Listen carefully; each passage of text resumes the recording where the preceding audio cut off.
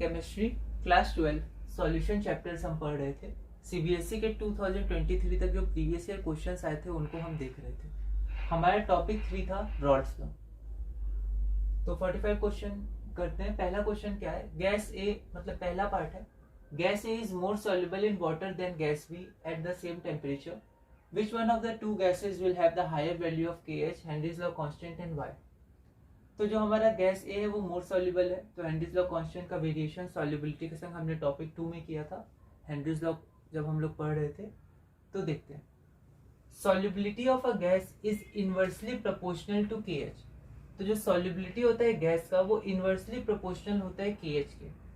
So greater solubility means lower value of KH। ठीक है, inversely proportional है, तो अगर गैस ज्यादा सॉल्युबल है तो हेनरीज लॉ कांस्टेंट कम होगा।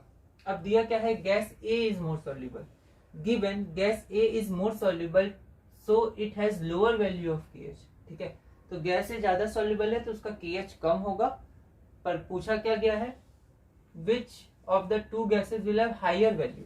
तो गैस A मोर सॉल्युबल है तो उसका लोअर वैल्यू ऑफ KH होगा, इसका मतलब गैस B में हायर वैल्यू, गैस B का वैल्यू ज्यादा होगा KH का, therefore gas B has higher value of KH। ठीक है, इनवर्सली प्रोपोर्शनल होता है, बस इतना ध्यान रखना है।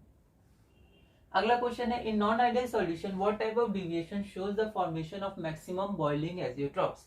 तो ये हमने अपनी पिछली वीडियो में ही किया था, समझा था। तो in non ideal solutions negative deviation shows the formation of maximum boiling azeotropes.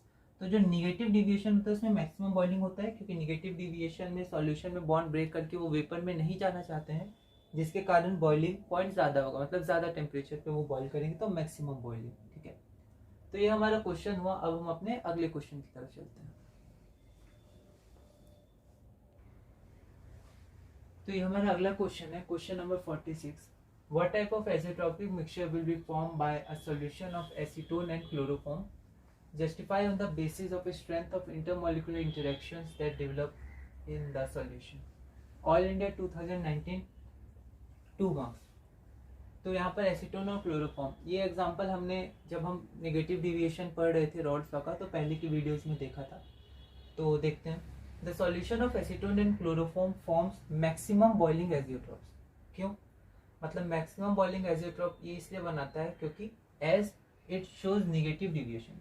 तो हमें पता है कि एसीटोन और क्लोरोफॉर्म नेगेटिव डिविएशन शो करते हैं, और हमने पिछली वीडियो में देखा है कि नेगेटिव डिविएशन अगर शो होगा तो फिर क्या होगा कि मैक्सिमम बॉइलिंग एजियोट्रॉप बनेगा।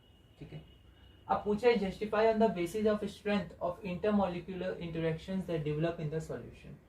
तो the intermolecular forces of attraction are stronger. ठीक है, तो कौन सा इंटरमॉलिक्यूलर इंटरेक्शन होता है दोनों के बीच, तो इसको ऐसे लिख सकते हैं, the intermolecular forces of attraction are stronger between acetone and chloroform since they form hydrogen bond. तो ये रहा इंटरेक्शन जो फॉर्म होता है, किससे स्ट्रॉन्ग होता है, तो इंडिविजुअल क्लोरोफॉर्म और एसीटोन इंटरेक्शन से जो फाइनल इंटरेक्शन बनता है वो स्ट्रॉन्गर होता है, तभी वेपर फेज में वो आसानी से नहीं जा पाते हैं, जिसके कारण निगेटिव डिविएशन में शो करते हैं रॉल्स लॉ से।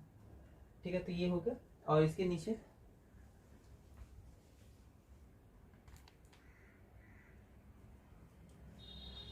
नीचे यहाँ पर आप ये बना सकते हैं डायग्राम, हमने पहले क्वेश्चन में बनाया है, ये क्लोरोफॉर्म, एसीटोन और ये हाइड्रोजन बॉन्ड। ठीक है, तो ये रहा हमारा क्वेश्चन, और कुछ क्वेश्चन हम और करेंगे, तो अगली वीडियो में हम आगे बढ़ते हैं।